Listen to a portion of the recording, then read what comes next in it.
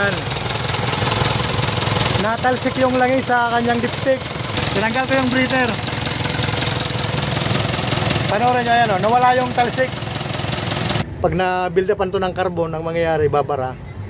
Kaya tatalsik talaga yung langis sa ating dipstick. So ito, papakita ko sa inyo, lilinisan ko ito. Out!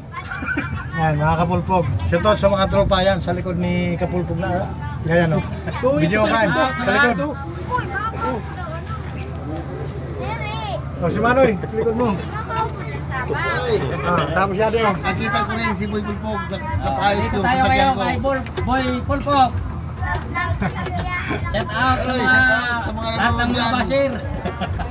Labas mga basher! Na po yung dahilan. Ano? Makaka isang truck na ng huli panambak. Ayan, Puro carbon. Barado lahat, no? Kaya kailangan linisan to. Ganun din yan, no? Dami. 10 years na yan. Inalinisan. Ngayon pa lang na virgin. Nalinisan na itong intake manifold.